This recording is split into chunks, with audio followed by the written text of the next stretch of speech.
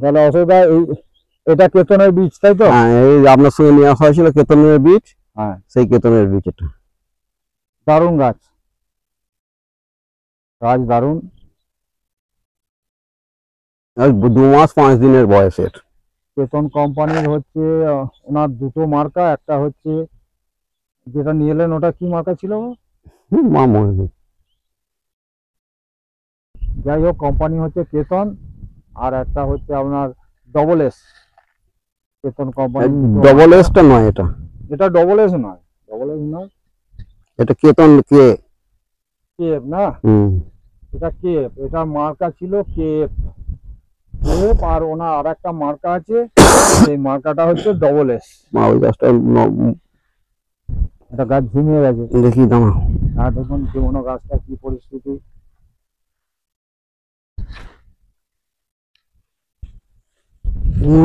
এটা রোদে। কত বয়স হচ্ছে আপনারা? 2 মাস 5 দিন হবে। 2 মাস 5 দিন বয়স হচ্ছে, 65 দিন। দাদা আপনার নাম বলুন। অভিজিৎ খোলট। ওইদিকে তাকিয়ে। তো আপনার গ্রামের কি নাম আছে? জাঙ্গিরপুর। আর থানা জামালপুর, পোস্ট অফিস জামালপুর, পূর্ব বর্ধমান। তো আপনার এরিয়ায় কি আলু চাষ হয়েছে বছর? জ্যোতি আলু চাষ বেশি। তো এই মুহূর্তে আপনার মাঠে কতদিন আগে বসানো আলু? ধরুন হয়ে গেল প্রায় 65-70 দিন। 65-70 দিন। তো এই যে আপনার ডাটা পচা যে রোগটা এসেছে, এটা কতদিন এসছে? এই তো প্রথমে যে কুয়াশাটা হলো 15 দিন। তো আর 2 সপ্তাহ আগে, তাই তো? 2 সপ্তাহ আগেই মোটামুটি এই ডাটা পচা রোগটা এসে গেছে। তো এই ডাটা পচা রোগটা আসার কারণে আপনাদের এই মাঠে কতটা পরিমাণ এরিয়ায় এই ডাটা পচা রোগটা এসেছে? বেশিরভাগ জমিতে 90% জমিতে ডাটা পচা। 90% জমিতে ডাটা পচা এসে গেছে। তাহলে ডাটা পচা আসার জন্য কি প্রোডাকশনে কোনো ক্ষয়ক্ষতি হবে? হ্যাঁ, ক্ষয়ক্ষতি হবে না। ডাঁটা পচা হলে, ধসা হলে তাকে রোকা যায়, কিন্তু ডাঁটা পচা হলে যেটা ডাঁটা পচা ধরবে, যেটুকু আলু আছে সেটুকুই থাকবে, আলুটা আর বাড়বে না। ও মানে আলুটা আজকের দিনে আলুটা যে সাইজ হয়ে গেছে সেই সাইজই থাকবে, সেই সাইজে দাঁড়িয়ে গেছে। হ্যাঁ, ওটা আর বাড়বে না। মানে যে গাছটা একদম ক্লিয়ার আছে, পরিষ্কার আছে, সেইটার আলুটা একমাত্র বাড়বে। হ্যাঁ, আর যেটা ডাঁটা পচা ধরেছে সেই আলুটা আর বাড়বে না, সেই আলুটা আর বাড়বে না, যতটুকু হয়ে আছে সেইটুকুই থাকবে। তাহলে আপনি কত বিঘে চাষ করেছেন? আমি 8 বিঘা জমি চাষ করেছি। আপনি 8 বিঘে চাষ করেছেন। তাহলে আপনি তো প্রত্যেক বছরই চাষ করেন, আপনার তো নিজের জমি। তো আপনার আইডিয়া কি মনে হচ্ছে ফলন কেমন হতে পারে? ফলন তো কম হবে যদি এরকম, আবার যদি কাল থেকে যা ওয়েদার, আজকে যা ওয়েদার, গরম আছে, তো গরম আছে, ঘাম এসে যাচ্ছে, রোদের টেম্পার হয়ে যাচ্ছে, গাছ তো থাকবে না। হ্যাঁ, গাছ আরো বেশি ওই ডাঁটা পচা ধরে। তারপরে শোষক আসে, যেটা মেরি, যেটা সেটাতে এবার গাছ শেষ হয়ে যাবে। তাহলে আমরা প্রথমে যে ঠান্ডাটা ছিল, আপনাদের এই যে মাঠ, এই মাঠের মাটি খুব উর্বর মাটি। এই মাঠেতে তো মোটামুটি ধরুন গড় এভারেজে যা ফলন, বিঘে গড় ধরলে 100 খানা ফলন হয়। হ্যাঁ, তো এবছর সেইটা কখানা এসে দাঁড়াবে? কত হবে? 70-75, খুব বেশি হলে 80 খানা হবে। মানে ওয়েদারটা যদি এরকম ঠান্ডা, নিচে যদি ধরা হয় তাহলে নিচে আপনি ধরুন 70, আর উঁচুতে যদি ধরেন 80-80-র উপরে যাবে না, তাই তো? আর না, যেগুলো শেষের দিকে বসুন, একটু জল জমি যেগুলো খালি গাছ হয়েছে, সেগুলো তো আরো কম হবে, 40-50 খানা হবে। কারণ এত টেম্পারেচার হয়ে গেছে, গাছগুলো তো হবে না, তাহলে কি করে হবে? আর রোদের তাপমাত্রা বেড়ে গেছে, রোদের তাপমাত্রা বেশি আছে, এতে তো সন্দেহ কোনো অবকাশ নাই। আবার এই কুয়াশা, রোদ আছে, কুয়াশা আছে। আর এবছর যতটুকু চাষ হয়েছে, যতটাই হয়েছে, তাহলে গত বছরের থেকে চাষটা আপনাদের এরিয়ায় বেড়েছে না সেম আছে? আমাদের মাঠে একই আছে। এখানে আপনাদের মাঠে বাড়ানোর জায়গা নেই তো, আপনাদের যেটা হয় সেটাই হয়েছে। হ্যাঁ, তা এবছর তো ম্যাক্সিমাম আলুটাই আপনার পাঞ্জাব সিটে বসানো। হ্যাঁ, একটা স্টোর বীজ নেই, সব পাঞ্জাব সিট, সমস্তটাই পাঞ্জাব সিটে বসানো। এখন পর্যন্ত কোন কোম্পানির বীজ সব থেকে ভালো দেখতে পাচ্ছেন এখন পর্যন্ত? অসুবিধা ওই বোলারটাই একটু ভালো হয়েছে, এখানে বোলারের চাষটাই বেশি। আচ্ছা, আপনি কি চাষ করেছেন? কেতনের কেমন রিপোর্ট? গাছ তো ভালো, গাছ ভালো, সব গাছই ভালো। কেতন আছে, এনএফ আছে, করণ আছে, সবারই গাছ এখন মোটামুটি আমারও বিঘে 5 কেতন আছে আমার কাছে। তাই কার কাছ থেকে নিয়েছিল বীজ? আল্লাহ দিয়েছে। সুরেকালনা থেকে। আচ্ছা আচ্ছা, আমি কেতনের এক গাড়ি আমাকে পাঠিয়েছিল, অশোকাকে দিয়েছিলাম, ওই জমিটাতে যাব দেখতে। এইটা বসিয়ে ঠিক কারণ আছে, ধসার ওষুধ আছে, ডাটা পচার কোনো ওষুধ নেই। ধসা হলে তার ওষুধ রোকা যাবে। আমি আজকে দেখলেন যে জমিটা ধসা ধরেছে, হ্যাঁ আজকে ওষুধ দিচ্ছেন, আবার কালকে আর একবার দিয়ে দিন, ধসাটা ঢুকে যাবে। ধসা কিন্তু ডাটা পচাটা রোকা যাচ্ছে না। কিন্তু ডাটা পচার কোনো ওষুধ এর কোনো নেই। ওষুধ নাই। না, না, 1200 টাকা 1800 টাকা কেজি ওষুধ দিয়েও ডাটা পচা রোকা যায় না। মানে যত দামি ওষুধ দিই হ্যাঁ, ডাটা পচাটা সে কোনোভাবে কোনোভাবে হ্যাঁ রোধ করা যাবে না। এটা তো আমরা তো একটা- কবাছুটি দেখছি, এটা এটা তো ওটা একটা সেটা দিয়ে। সমস্যা, হুম। মানে বিশাল সমস্যা। এই রোগটা তো রেয়ার, হ্যাঁ এটা তো মানে চিরকাল ধরে হয় না। না না, এটা তো ভাইরাস জনিত রোগ, ভাইরাস কুয়াশা। জনিত রোগ, এবং তোমার অল্প এই বছরই এসছে, এর কোনো ওষুধই বেরোয়নি। এর কোনো কোম্পানি এর কোনো ওষুধই আবিষ্কার করেনি। তার কারণ হচ্ছে যে এটা অতর্কিত আক্রমণ, মানে কোনো বছর রোগটা এলো না। জাইলেম ফ্রেমটাকে পচিয়ে দিচ্ছে। আমার যেখানটায় মানে ডাঁটা যে বেল বলছো তুমি হিন্দিতে, বাংলায় ডাঁটা বলছো। বাংলায় ডাঁটাই বলো না। হ্যাঁ, ডাঁটার যে ভেতর দিয়ে জাইলেম, হ্যাঁ যেটা মাটি থেকে রস শুষে নিয়ে পাতায় পৌঁছায়, হ্যাঁ আর যেটা ফ্লোয়েমটা কি, ওটা গাছের প্রত্যেক শিরায় শিরায় খাদ্যটা পৌঁছে দেয়। হ্যাঁ, সেই দুটো জিনিস পচে যায়। ও ডাঁটা পচে গেল মানে তো সেখানে পাতা আর কিছুই যাবে না। ডাঁটা মানে গাছের গোড়া কেটে দিলে সে কি আর গাছের ডগে জল ঢাললে গাছ বাঁচবে? গাছ তো মরবি, মরে যাবে, থাকবে না। তার মানে ডাঁটা পচা মানে গোড়াটা পচে যাচ্ছে, গোড়াটা পচে গেলে তার তো সব শেষ হয়ে গেল। 4 আঙুল বাদ দিয়ে পচে যাচ্ছে। তো 4 আঙুল বাদ দিয়ে সেই 4 আঙুলটা আর কদিন? সেই 4 আঙুলটাও তো যাবে।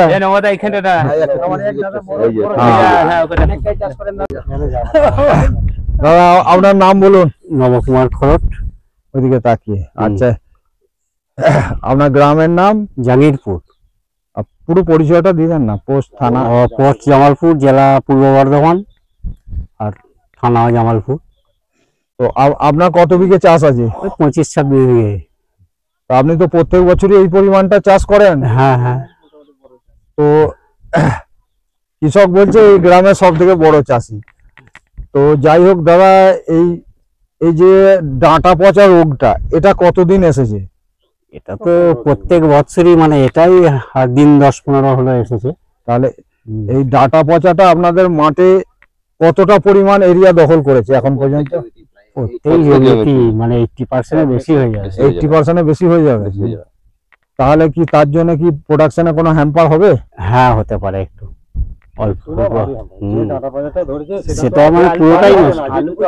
ডাঁটা 4 আঙ্গুল ছেড়ে যদি পচা আরম্ভ হয় তাহলে সে পুরোটাই নষ্ট। সেটা তো পুরোটাই নষ্ট। এই যে আমার এগুলো সব ধরেছে ডাঁটা পচা, আপনার অনেকটাই নষ্ট হয়ে যাবে। তো এই ডাঁটা পচার কোনো ওষুধ নাই? না, তাহলে এ করে কতখানা ফলন হতে পারে এবছর আপনার আইডিয়া? কত হবে? 240, 50 টাকা, 150 খানা হবে। হ্যাঁ, এ করে 150 থেকে 200 প্যাকেট হওয়ার সম্ভাবনা আছে, তাই তো? তাহলে কিরকম কি দাম হওয়ার অনুমান করছেন? কি দামে লোড হতে পারে? আমার তো আইডিয়া 700-750 টাকা করে হলেই তো খরচা। সে তো আমি কালকে লাইভে বলে দিয়েছি যে আমার মা মমতা বন্দ্যোপাধ্যায় সারা ভারতবর্ষের একমাত্র মহিলা নেত্রী, মহিলা মুখ্যমন্ত্রী, বাংলার সম্রাজ্ঞী। আর উনি আগামী দিনে ভারতের প্রধানমন্ত্রী হবেন, উনি বিশ্বের নেতৃত্ব দেবেন, বিশ্ব নেত্রী হবেন। তা উনি আমার পশ্চিমবাংলা আলু চাষির আলুটাকে উঁচু দামে উনি কিনবেন। উনি কম দামে কিনবেন না, উঁচু দামে কিনবেন। ব্যবসাদারকে সস্তায় নিতে দেবে না, এটা আমার আশা। এবার উনি কি করবেন সেটা সম্পূর্ণ ওনার ব্যাপার। আর কালকে লাইভটা বলছি, বেশি বেশি করে যত তৃণমূলের নেতা, এমএলএ, এমপি আছে, একদম মুখ্যমন্ত্রী পর্যন্ত শেয়ার করতে, যেন সবার কাছে এই খবরটা পৌঁছায়। তাহলে মোটামুটি আপনাদের এই এরিয়াতে ধসা মানে মানে ভাইরাসের মতো সমস্ত জমিতে সমস্ত জমিতে আপনার বাদ নেই। এটা দেখি অশোকবাবু দেখাচ্ছেন যে পচাটা কেমন। ওই পড়ায়, হ্যাঁ ওইটা ভালো, হ্যাঁ, ওই তো। বড়টা, হ্যাঁ বড়টা, হ্যাঁ, হ্যাঁ দেখুন এইটাই হচ্ছে মেন, যে ডাটা পচা 4 আঙ্গুল ছেড়ে পুরোটা পচে গেছে। এটা কি আলু আর হবে? যারা বাংলার কৃষক আছে তারা এটাকে ভালোই বোঝেন যে হ্যাঁ ডাটা পচা রোগটা কি। যিনি আলু কৃষক তিনি এটাকে ভালো বোঝেন।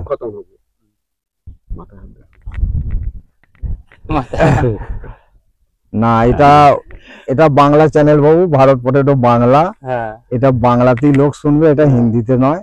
হিন্দিতে এর আগেরটা হিন্দিতে করেছি, এটা সব বাংলায়। তা চাষির কি করা উচিত এবছর? চাষির লোড করা উচিত না চাষির বেচা উচিত? চাষি বেচতে বাধ্য, মানে চাষির ক্ষমতাই নেই লোড করার। ক্ষমতা নাই যে লোড করে রেখে দেবে, কিন্তু ব্যবসাদার যদি না কেনে বাধ্য হয়ে মাঠে চাপা দিয়ে রাখতে হবে, কিংবা কোনো রকমের বইয়ের জিনিস বিক্রি করে আর করে চাষি লোড করে রাখবে, তখন তো 10,000 টাকা মুনাফা জুটবে। আবার সুদ নেবে। আমি বীজ নিয়েছি, সার নিয়েছি, সেটা তো পয়সা দিতে হবে তাকে। সেটা তো অবশ্যই। তাহলে এবার ব্যবসাদাররা যদি না কেনে জোর করে চাষি না না, এবছর তো সরকারের ভুল সিদ্ধান্তের জন্য পতিতবাবু শকুনির পাশা চেলে দিয়েছেন। শকুনির পাশা চালার জন্য তো কৃষকরা মার খেয়ে গেছে। তাহলে আর ওটা যাতে 700-800 টাকা দাম হয়, তাহলে চাষি বাঁচবে। হ্যাঁ, আরে আপনি এদিকে ঘুরে বলুন যে আপনি চাইছেন যে 750 থেকে 800 টাকার মধ্যে জমিতে দাম হয়, তাহলে চাষি পয়সা পায়। তবে চাষি বাঁচবে। তার কারণ হচ্ছে যে এই ভাইরাসের কারণে 50% প্রোডাকশন হ্যাম্পার, তাই তো? এই যে ডাটা পচা ভাইরাসটা, এইটার কারণে 50% প্রোডাকশন হ্যাম্পার। এমনি তো 3200 থেকে 4000 টাকা পর্যন্ত বীজ কেনা হয়েছে। হ্যাঁ, বীজ কেনা আবার 10-26 কি দামে কেনা আছে? 10-26 আপনার কেনা আছে 2000 প্রায়, 1950-70 যে যেরকম পেরেছি নিয়েছি। যে যেরকম, মানে 1950-70 থেকে আরো 2000 টাকা। এখানে 2000 টাকা পর্যন্ত, অন্যান্য জায়গায় 2200 টাকা পর্যন্ত নিয়েছে, কোথাও 2400 টাকা নিয়েছে। বিভিন্ন জায়গায় বিভিন্ন রকম, যে যেমন পেরেছে। সরকারি দামে কেউ, সরকারি যে রেট সেই রেটে কোনো কৃষক পায়নি। তারপর আমরা কিছু 10-26 পাইনি, শেষকালে ওই 16 কেউ 14-35-14 এইসবে চাষ করতে হয়েছে। আচ্ছা আচ্ছা। সেও 1600 টাকা 1700 টাকা দাম। না, এমপি তে চাষ করছে ওরা হচ্ছে 12-32-32, এনপিকে 12-32-32। তো ওটাও দেখলাম, ওরা করে মাত্র 2 বস্তা দেয়, দিয়ে আলু বসায় আর একখানা ইউরিয়া। 12-32 দাম কত? দামটা আমার জিজ্ঞেস করা, আমি ফটো তুলে এনেছি, ওতে সব পাওয়া যাবে, কি দাম আছে না আছে সব পাওয়া যাবে। দামটা আমার জিজ্ঞেস করা হয়নি, ছবি আমার কাছে তোলা আছে, বা কৃষকের নাম্বার ফোন করে একখানা ইউরিয়া দিয়ে আলুটা যা হলো, তারপরে ওনারা পেঁয়াজ বসিয়ে দেয়। তো বিঘে ছোট না, 1.25 বিঘে 1 একর, 1.25 বিঘে 1 একর। 66 শতক বিঘে। হ্যাঁ, এমপি হচ্ছে ভারতবর্ষের দ্বিতীয় বড় রাজ্য। প্রথম বড় রাজ্য হচ্ছে রাজস্থান, দ্বিতীয় বড় রাজ্য হচ্ছে মধ্যপ্রদেশ, তৃতীয় বড় রাজ্য হচ্ছে উত্তরপ্রদেশ। এখানে আমি চাই বাংলার আলু চাষী পরিবারকে ঈশ্বর আল্লাহ প্রচুর পয়সা দিক, আলু চাষী পরিবার সুখে থাক, শান্তিতে থাক, আনন্দে থাক, এটা আমি অন্তর থেকে চাই।